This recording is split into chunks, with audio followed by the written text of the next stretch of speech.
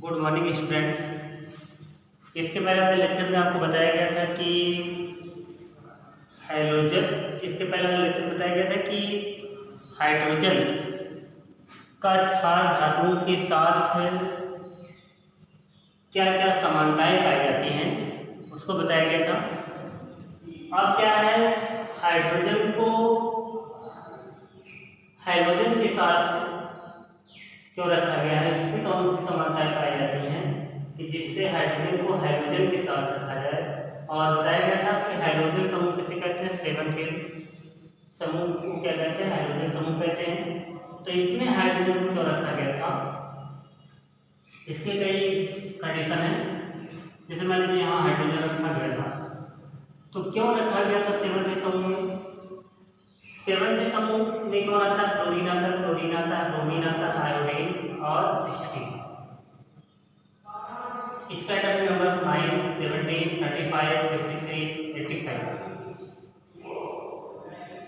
इसका याद करने का तरीका भी हो सकता है, फसल कटी बोरी में ना अटा।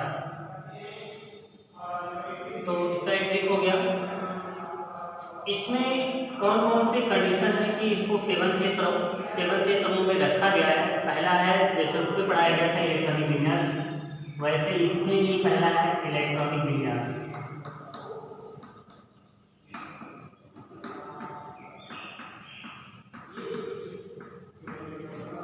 इलेक्ट्रॉनिक विन्यास में अगर देखा जाए तो अक्रिय गैस की अस्थायी संरचना प्राप्त करने के लिए हाइड्रोजन क्या करता है, एक इलेक्ट्रॉन ग्रहण करता है।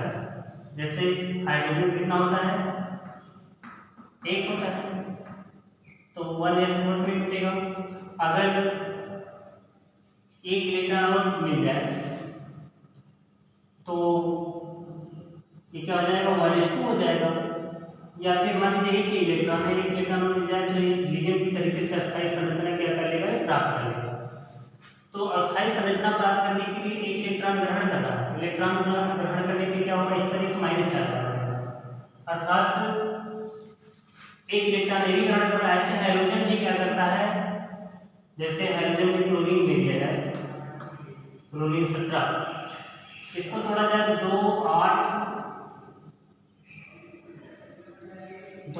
7, तो इसकी बाध्यता पोषण क्या है, एक इलेक्ट्रॉन कम है स्टेप पूरा करने के लिए। अक्रिय गैस की संरचना प्राप्त करने के लिए एक इलेक्ट्रॉन क्या है, अक्रिय गैस के तरीके से अस्थायी होने के लिए एक इलेक्ट्रॉन क्या है, कम है। तो एक इलेक्ट्रॉन अगर ग्रहण करेगा तो इस पर भी क्या होगा, एक माइनस आएगा। ऐसे यहाँ भी एक इलेक्ट्रॉन ये ग्रहण कर रहा था अस्थायी होने के लिए हीलियम के तरीके से, यहाँ भी क्या हो रहा था, एक माइनस आ रहा था। तो दोनों भी क्या है, माइनस चार्ज आ रहा है।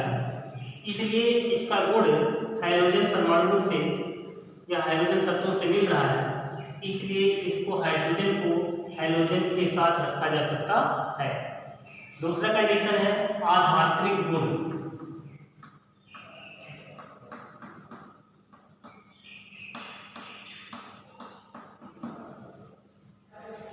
आधात्विक गुण में देखा जाएगा तो हाइड्रोजन क्या है, आधातु है, और हाइड्रोजन आधातु है, उसी तरीके से हाइड्रोजन में भी आधातु का गुण पाया जाता है। अर्थात हाइड्रोजनों की भांति हाइड्रोजन भी क्या है, आधातु है। तो इसलिए दोनों आधातु गुण है, इसलिए हाइड्रोजन को किसमें रखा जाना चाहिए, सेवंथ समूह में रखा जाना चाहिए। तीसरा कंडीशन है, तीसरा अगर देखा जाए तो भौतिक अवस्था अगर देखा जाए,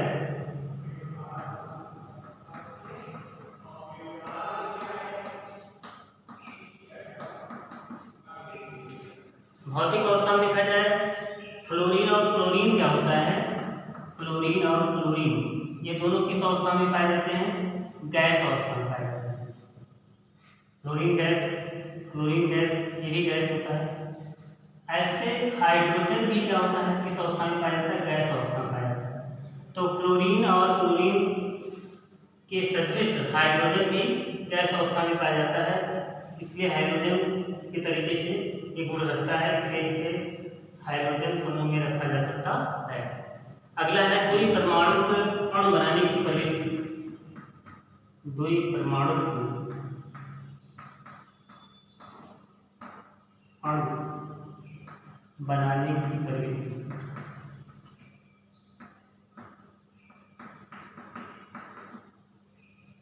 हाइड्रोजन है तो अगर कहीं पर क्रिया करता है, किस में क्रिया करता है, अणु ग्रुप में, H2 ग्रुप में। ऐसे इस ग्रुप से अगर देखा जाए, क्लोरीन कहीं क्रिया करता है Cl2 ग्रुप में, ब्रोमीन कहीं क्रिया करता है तो Br2 ग्रुप में। तो ये सब क्या करते हैं, अणु ग्रुप में भी क्रिया करते हैं। तो जिस तरीके से हाइड्रोजन अणु ग्रुप में क्रिया करता है, उसी तरीके से हाइड्रोजन भी अणु ग्रुप में क्रिया कर रहा है। इसलिए दोनों का गुण क्या है, एक दूसरे से मिल रहा है, समान मिल रहा है, इसलिए द्विपरमाणु बॉन्ड बनाने की प्रवृत्ति हाइड्रोजन में भी पाया जाता है। अगला देखा जाए सहसंयोजकता। अगर देखा जाए इसका सहसंयोजकता,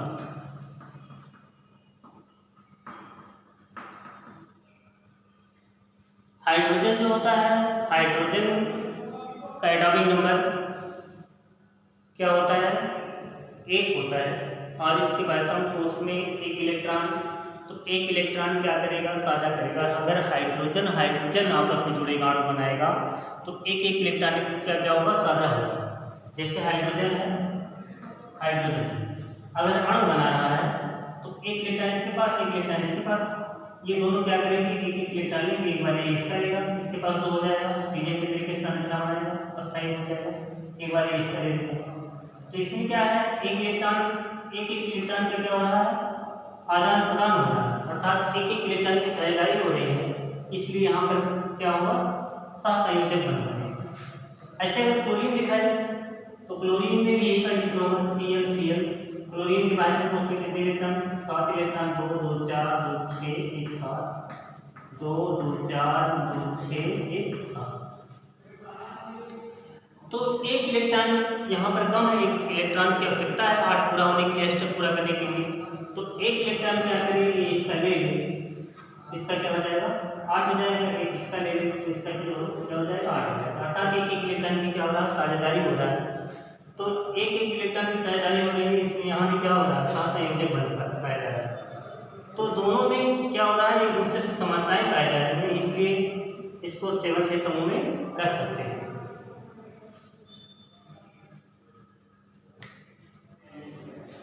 अगला है ऑक्सीकरण अवस्था। ऑक्सीकरण अवस्था अगर देखा जाए, हाइड्रोजनों के समान हाइड्रोजन क्षार धातुओं या क्षारीय मृदा धातुओं के साथ क्या कर रहा था, +1। हाइड्रोजन क्या कर रहा था, क्षार धातुओं के साथ +1 ऑक्सीकरण संख्या प्रदर्शित कर रहा था। और इसमें क्या है, अगर हाइड्राइड यौगिक बनाता है तो -1 क्या करता है, -1 ऑक्सीकरण संख्या क्या करता है, प्रदर्शित करता है। अगर हाइड्रोजन हाइड्राइड कंपाउंड बनाता है तो उसमें क्या होता है, हाइड्रोजन का जो ऑक्सीडेशन नंबर होता है वो कितना होता है, -1 होता है। तो अगर हाइड्रोजन का -1 होता है ऑक्सीडेशन नंबर, तो हाइड्रोजन का भी क्या होता है, -1 होता है, क्योंकि सबके ऊपर क्या होता है, एक माइनस होता है।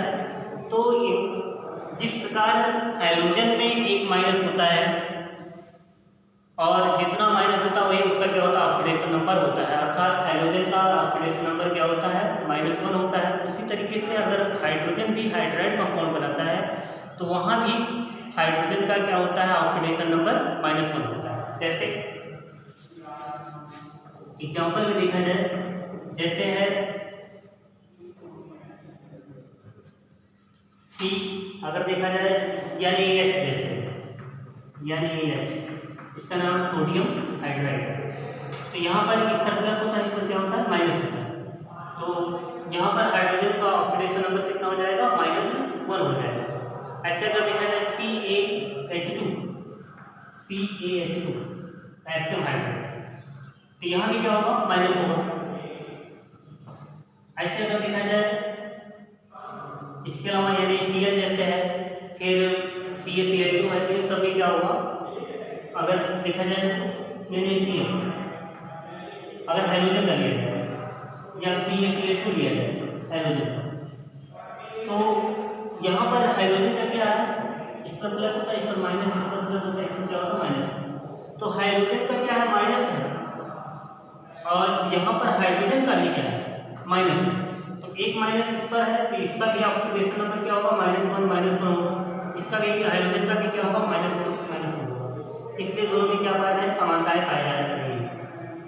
अगला कंडीशन है, अगर देखा जाए ऋणायन बनाने की प्रवृत्ति,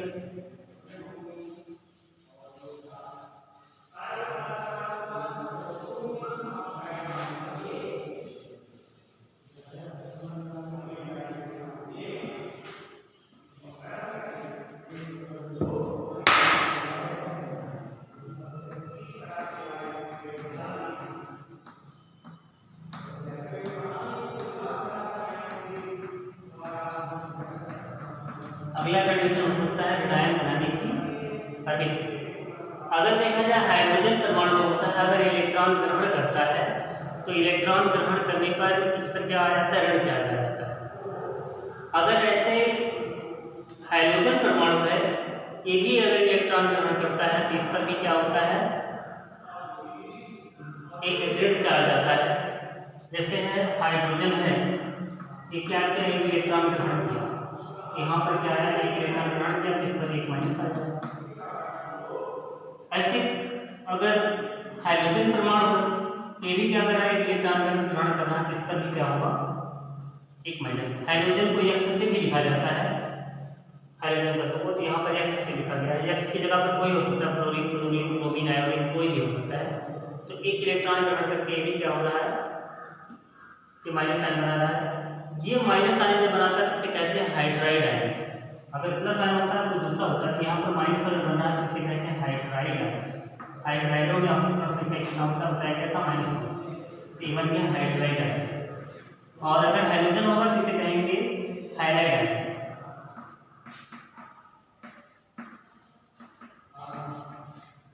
तो ये माइनस अगर ऑक्सीडेशन नंबर हुआ तो क्या हुआ, हाइड्राइड आयन होगा, ये क्या हुआ, हाइलाइड आयन। इस तरीके से अगर ऋणायन बनाने की प्रवृत्ति देखा जाए तो इसमें क्या होता है, ये हाइड्राइड बनाता है, ये क्या बनाता है, हाइलाइड बनाता है। अगला है धातुओं और अधातुओं के यौगिक बनाने की प्रवृत्ति।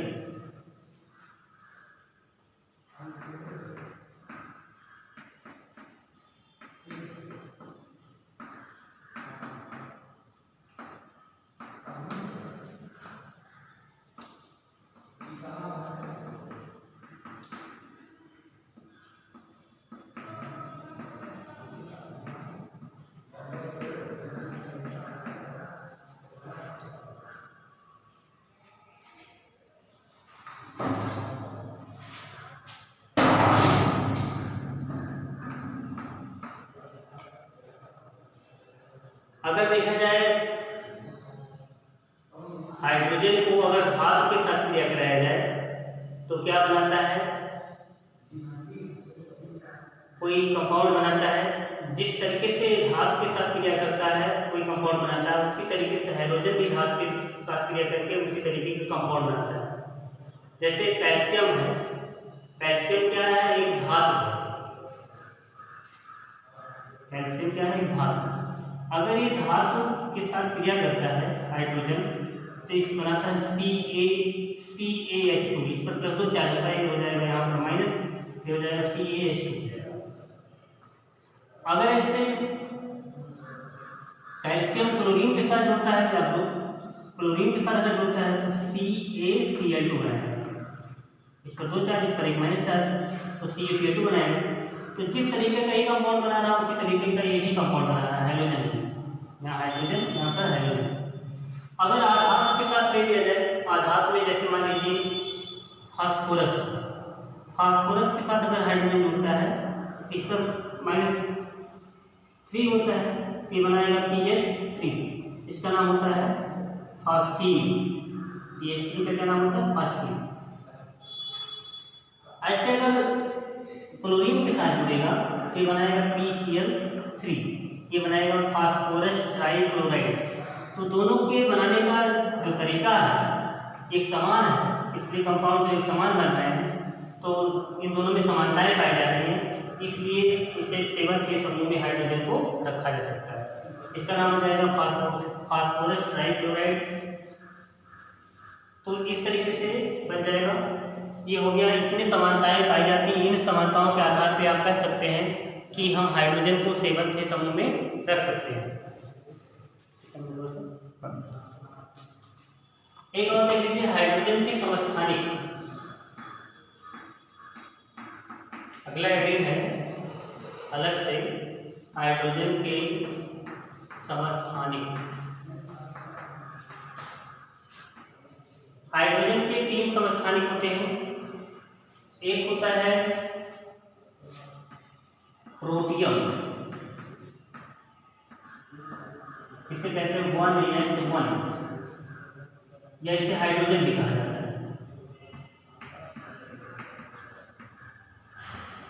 दूसरा है ड्यूटेरियम,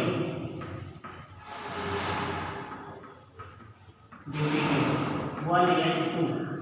तीसरा है ट्राइटियम, 1H3।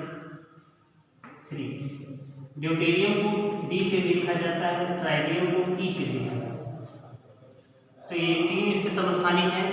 अगर देखा जाए तो पहला क्या है, प्रोटियम या हाइड्रोजन, दूसरा है ड्यूटेरियम, तीसरा क्या है ट्राइटियम। इसका संरचना अगर बनाया जाए,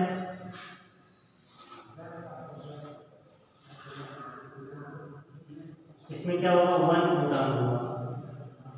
जितना इसका परमाणु क्रमांक होगा उतना प्रोटॉन संख्या होगा। इसमें कितना प्रोटॉन होगा, 1 प्रोटॉन। इसका अगर बनाया जाए, 1 प्रोटॉन होगा और 1 क्या होगा, 1 प्रोटॉन और 1 क्या होगा, न्यूट्रॉन होगा। और इसका अगर बनाया जाए, 1 प्रोटॉन होगा, इसमें से अगर घटाएंगे तो न्यूट्रॉन संख्या आ जाएगा। इसमें से इसको घटाया जाए प्रोटॉन की न्यूट्रॉन संख्या आ जाएगा। 3 में से घटाएंगे कितना आएगा, 2, तो न्यूट्रॉन संख्या कितना हो जाएगा, 2 न्यूट्रॉन। इस तरीके से इसका क्या बना, संरचना बना, एटॉमिक स्ट्रक्चर बना। तो ये क्या हुआ, हाइड्रोजन के समस्थानिक के बारे में आप पढ़े और हाइड्रोजन की समानताएं हाइड्रोजन से पढ़ा गया। तो इसको क्या करेंगे आप अपने तरीके से, जैसे समझाया गया उसी तरीके से क्या करेंगे, नोट करेंगे। बस आज के लिए इतना ही। Thank you, best of luck.